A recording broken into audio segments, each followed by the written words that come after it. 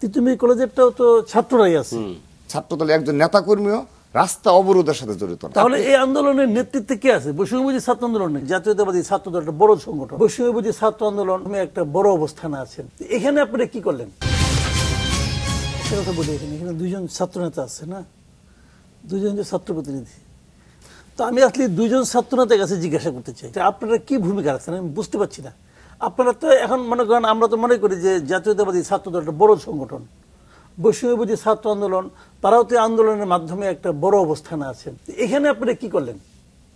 এখানে কি আপনাদের কোনো ভূমিকা নাই? ভূমিকা আসলে কাদের আছে সেটা তো খুব স্পষ্টভাবেই দেখা যায় যদি আমরা দেখতে চাই। যেমন হাসনাত ভাই ঢাকা কলেজ সহ 7 কলেজের ইস্যুতেও তাকে দেখা গেছে, এবং এখন আহতদের একাংশের যারা আন্দোলন করছেন সেখানে হাসনাত ভাই কিন্তু আছেন। আর তিতুমির কলেজের ইস্যুতে আমরা বারবার ছাত্র নেতাদের সাথে কথা বলেছি, তারা আমাদের কাছে এসেছেন, আমরা কথা বলেছি, আমরা তাদেরকে বোঝানোর চেষ্টা করেছি যে এখানে দাবির যৌক্তিকতা নিয়েও যদি আমরা প্রশ্ন তুলি যে যৌক্তিক কিনা, এ ব্যাপারে অবশ্যই একটা বক্তব্য এসেছে সরকারের পক্ষ থেকে, আমরা দেখেছি শিক্ষা উপদেষ্টার পক্ষ থেকে। তার আগেও আমরা বলেছি যে এই দাবিটি মানা না মানার প্রশ্নে অনেক আলাপ আলোচনার ব্যাপার আছে, এটা আসলে অল্প সময় কোনো সিদ্ধান্ত নিয়ে নেওয়ার মতো বিষয় না। বিশেষ করে ঢাকা কলেজের সাথে ঢাকা বিশ্ববিদ্যালয়ে সাংঘর্ষিক পরিস্থিতি তৈরি হলো। ঢাকা কলেজের যে সকল নেতৃবৃন্দ রয়েছে, বৈষম্যবিরোধী ছাত্র আন্দোলন বলেন কিংবা শিবিরের কমিটি হয়তো শর্ট একটা 5-7 জনকে হয়তো চেনা যায় কিংবা তারা এই কমিটি দিয়েছে। ওখানকার যে প্রিন্সিপাল অধ্যক্ষ মহোদয় রয়েছেন, একটা পর্যায়ে গিয়ে তার কোনো কমান্ডো তারা মানতে চাচ্ছে না। হ্যাঁ, তো সে সময় ছাত্রদলের যে কমিটি রয়েছে ঢাকা কলেজ ছাত্রদল, তারা খুবই ধৈর্য এবং সহনশীলতার সহিত এই পরিস্থিতি মোকাবেলা করেছে। তিতুমির কলেজ বিশ্ববিদ্যালয় হবে কি হবে না এটা তো সরকারের একটা নীতিগত সিদ্ধান্ত। আমি বলতে যাচ্ছি এই ঘটনাটাকে কেন্দ্র করে পুরো এলাকায় যে একটা অচল অবস্থা, স্থবির অবস্থা, সেইটার নিরসনে একটা ছাত্র, বৃহত্তম একটা ছাত্র সংগঠনের নেতা হিসাবে ভাই আপনার ভূমিকাটা কি ছিল আমি জানতে চাচ্ছি। ধন্যবাদ। তো সেক্ষেত্রে আমি তো ঢাকা কলেজে আমাদের ভূমিকা বর্ণনা করেছি। এটা বলছি তিতুমির কলেজেও আমাদের একটা আহ্বায়ক কমিটি রয়েছে এবং আমাদের বিপুল সংখ্যক নেতাকর্মী রয়েছে, এবং সেগুলো তারা প্রতিদিনই ক্যাম্পাসে যাচ্ছে, রেগুলার স্টুডেন্ট যারা রয়েছে তারা ক্লাস করছে এবং আমাদের সাংগঠনিক কার্যক্রম প্রতিদিন পরিচালনা করছে, এবং আজকেও কিন্তু আমাদের অবস্থান ছিল। তো আমরা আমাদের যে নির্দেশনা প্রদান করেছি সেটি হলো যে কোনোভাবেই রাস্তা অবরোধ এটি কোনোভাবে করা যাবে না।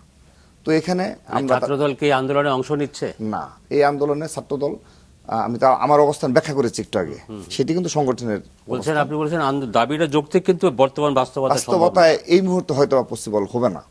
তো রাস্তা তো দখল হয়ে যাচ্ছে। আমি রাস্তার প্রশ্নে আসি। আমাদের মাসুদ কামাল ভাই যিনি প্রশ্নটি করেছেন, এটি কোনোভাবেই আমরা কখনো এটিকে আমরা প্রশ্রয় দেই না, এবং আমরা বোঝানোর চেষ্টা করেছি, এবং ছাত্রদলের একজন নেতাকর্মীও রাস্তা অবরোধের সাথে জড়িত না। এই আন্দোলনের সাথে তাদের থাকতে পারে, মানে মৌন সমর্থন রয়েছে, থাকতে পারে যারা তিতুমির কলেজে আমাদের ছাত্রদলের নেতাকর্মী, একজন নেতাকর্মীও কিন্তু রাস্তা অবরোধের পক্ষে। শুধু তাই নয়, আপনি প্রথম যেদিন হয়েছিল সেদিন কিন্তু অল্পতেই চলে গিয়েছিল, সেদিনও কিন্তু আমরা ভূমিকা রেখেছি। আমাদের কলেজ ছাত্রদলের আহ্বায়ক সদস্য সচিব, তারা ইমাম এবং সেলিম, তারা বুঝাইছে এবং বুঝতে পারছে, কিন্তু পরবর্তীতে এটা আবারও দেখা যাচ্ছে এই। কিন্তু তাহলে এই আন্দোলনের নেতৃত্বে কে আছে? বৈষম্যবিরোধী ছাত্র আন্দোলন নাকি আপনারা? না, আর নেতৃত্বে যদি প্রশ্ন আসে, সুনির্দিষ্ট কোনো গ্রুপ নেতৃত্বে নাই। ইভেন আমরা যতটুকু জানি রাকিব ভাইয়ের নলেজে থাকার কথা, উনি অফকোর্স উনার সংগঠনের কথাটা ব্যাখ্যা করেছেন, কিন্তু এখানে আমরা যতটুকু জানি যে দলমত নির্বিশেষে অনেকেরই আসলে দাবির পক্ষে মতামত আছে, আবার বিপক্ষেও মতামত আছে। এখানে একটা ডিভাইডেড সিচুয়েশন। দেখেন, আন্দোলনের দাবির কথা যদি আপনি বলেন, দাবিটা কি? দাবিটা হচ্ছে বিশ্ববিদ্যালয় লাগবে, কিন্তু আপনার বিশেষ করে যখন আমরা ছাত্র সংগঠনের নেতা বা ছাত্র নেতা, আমরা কি চেষ্টা করা উচিত? আমাদের দাবিটা কি কারণে তৈরি হলো, মানে ফান্ডামেন্টাল প্রবলেমটা কোন জায়গায়? ফান্ডামেন্টাল প্রবলেমটা এই জায়গায় না সাডেনলি তারা হচ্ছে বিশ্ববিদ্যালয় হয়ে যেতে যাচ্ছেন, অক্সফোর্ড কেমব্রিজ হয়ে যেতে যাচ্ছেন। আমাদের রিডিং অনুসারে প্রবলেমটা এই জায়গায় তাদের ইনসিকিউরিটি।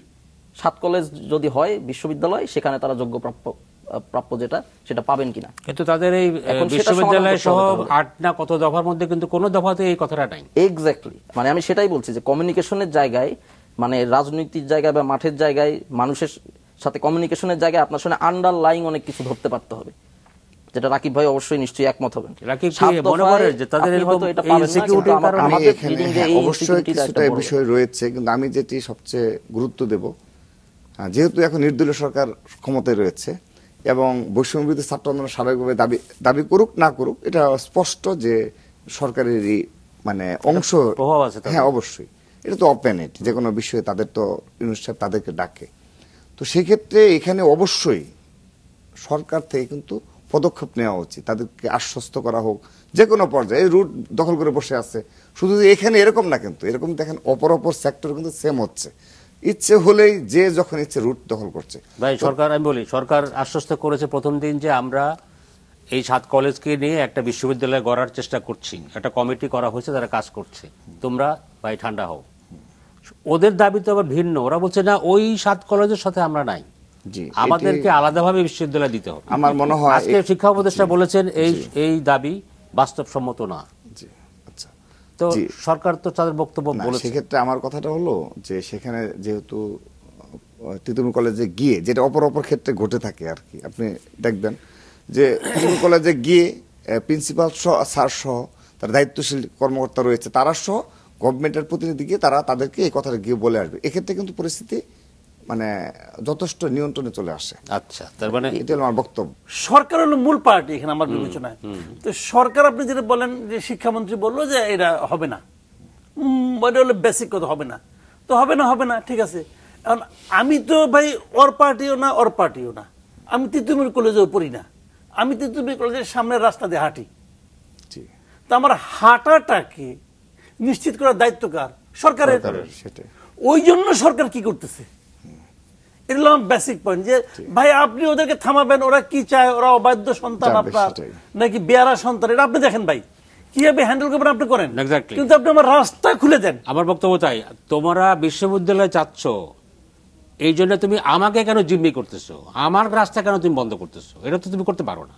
তোমার দাবি আদায় করার জন্য তুমি শিক্ষা মন্ত্রণালয়ের শিক্ষার উপদেষ্টা তাদের কাছে যাও। আচ্ছা, কি জি, এখানে আরিফ বলছিলেন? রাকিব ভাই তো 2টা পয়েন্ট উল্লেখ করেছেন। প্রথমত ঢাকা কলেজে বৈষম্য বিরোধী ছাত্র বা তারা প্রিন্সিপালের কথা শুনে নাই, কিন্তু ছাত্র দল না বৈষম্য বলে নাই, যারা এক্সওয়াইজেড রয়েছে তো বলছে নামটা মাঝখানে শিবিরের কথা বলছি। আচ্ছা, ঠিক আছে, সেটা সত্য আমাদের ওইভাবে জানা নাই আসলে। কিন্তু আরেকটি কথা উনি যেটা বলেছেন সেটা হচ্ছে বৈষম্য বিরোধী সরকারে থাকা বা না থাকা।